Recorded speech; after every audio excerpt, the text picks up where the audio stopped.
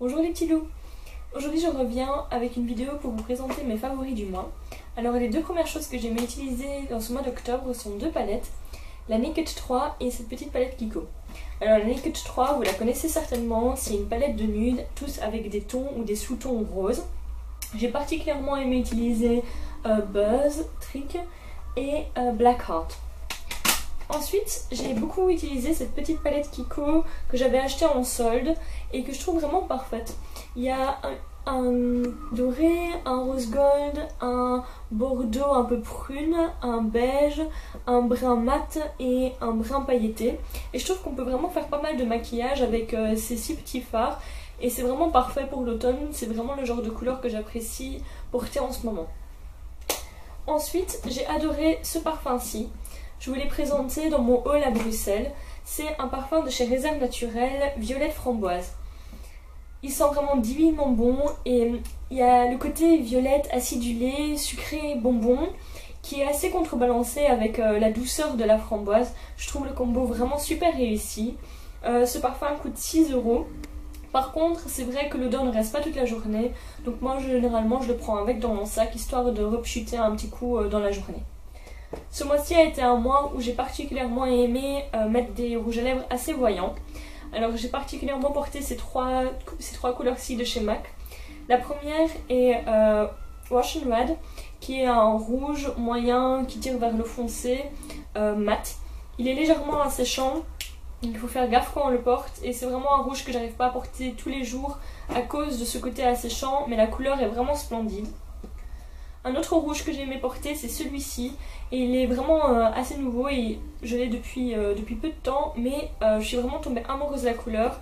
C'est le rouge à lèvres rouge de la collection Rihanna, et il a un fini frost. Donc on a vraiment un rouge puissant, assez foncé, mais avec un effet métallisé mouillé magnifique dessus, et j'avoue n'avoir pas vu encore de rouge à lèvres comme ça, donc je suis super contente de mon achat. Et moi qui suis d'habitude pas fan des packaging MAC, je trouve que ce côté rouge, mat, un peu velvet est vraiment super joli. Ensuite j'ai aimé porter cette couleur-ci qui est Hang Up. Cette fois-ci c'est un cream sheer et c'est une couleur assez spéciale pour moi. En swatch ça donne ça. C'est une couleur un peu lit vin entre le violet et le bordeaux, mais pas le violet super flash non plus que tout le monde remarque. Et le fait que ce soit un cream sheer, je trouve que ça le rend plus facile à porter. Autre petit favori du mois. Et Watson. Alors vous l'avez sûrement déjà vu sur mon Facebook ou sur mon Instagram, mais maintenant je suis une blogueuse achat. Ensuite j'ai beaucoup aimé utiliser ces deux vernis-ci de Cure Bazar. Alors celui-ci ça faisait un moment que je l'avais, c'est le Phénoménal et c'est une couleur aubergine, vraiment jolie, qui tient assez bien sur les ongles, je dirais 4 à 5 jours. Et vraiment rien à dire, et la couvrance est vraiment bien, au bout de 2 couches le fini est parfait, vraiment rien à redire dessus. Ensuite il y a cette couleur-ci, qui est une couleur un peu spéciale pour moi parce que c'est le premier orange que j'achète. Et d'habitude j'aime pas trop ce genre de couleur là, mais je sais pas pourquoi, une fois que j'ai vu le swatch de celui-ci, j'ai vraiment beaucoup apprécié. C'est un orange un peu brun, vraiment automnal. Son petit nom c'est Bohemian et il tient extrêmement bien. La dernière fois que je l'ai porté, je pense que je l'ai porté pendant 6 ou 7 jours d'affilée, sans souci. Ce mois-ci, pour une raison quelconque, impossible de retrouver mon pinceau Fluffy de chez Zoeva. Et du coup, j'ai ressorti mon pinceau Fluffy de chez Emma. Et franchement, il m'a vraiment re-surprise. Il est vraiment parfait. Il est assez fluffy sans être trop large. Il fait vraiment bien son boulot. Et il coûte quelque chose comme 2 €. Ensuite, j'ai vraiment été agréablement surprise par cet anti-cerne de chez Catrice.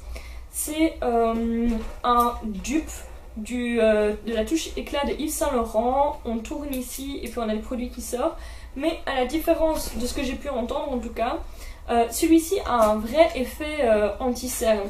La couvrance est moyenne, mais on voit quand même vraiment l'effet quand on fait un avant-après.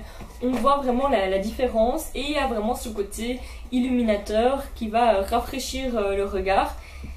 Et en plus de ça, je trouve qu'il est super facile à faire une retouche en journée dessus, il devient pas il fait pas des petites bouloches ou quoi, et il file pas dans les plis, donc je pense qu'il coûte 4 €, quelque chose comme ça, donc pour les 4 € qu'il coûte, je le trouve vraiment top. Un autre favori du mois, c'est ma petite bougie Yankee Candles Christmas Cookie. Je vous l'ai montré d'ailleurs sur Instagram et c'est une odeur juste que j'adore. C'est une odeur de gâteau, de biscuit, de vanille, c'est sucré, mais c'est réconfortant, c'est cocooning, mais c'est pas entêtant ni écœurant. Et je regrette vraiment pas de l'avoir acheté en jarre parce que des fois je l'allume même pas, j'ouvre juste le petit couvercle et déjà la pièce elle est embaumée.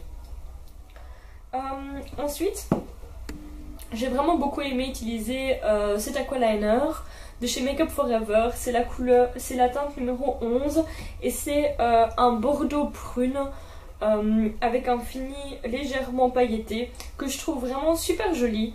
Alors le seul défaut que je peux un peu lui trouver, c'est qu'il perd rampe en 6 mois.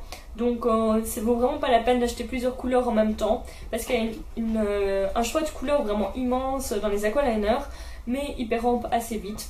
Et ensuite, comme c'est un waterproof, et ben si on veut recorriger un trait, il faut vraiment qu'on attende que le premier trait soit bien sec parce que sinon ça va pas aller, ça va faire des traces blanches, ce sera vraiment pas joli. Et il faut impérativement le démaquiller à l'huile parce que sinon vous vous en débarrasserez jamais.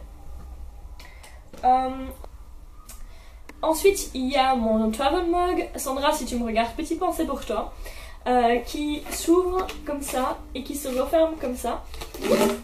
Et il est vraiment totalement hermétique, ce que je trouve top. Il a coûté 20 € et je l'ai acheté chez Ushop. Ensuite, il y a le dernier article, c'est ce pull. Et en fait, c'est un pull vraiment cocooning, assez large, avec des longues manches. Il tombe au niveau des hanches. Et je le trouve assez joli parce qu'il a ce petit côté avec une épaule encore libre. Donc c'est pas non plus un gros pull d'hiver, mais il tient quand même chaud. Voilà, je pense que c'est tout pour mes favoris de ce mois-ci et je vous dis au revoir.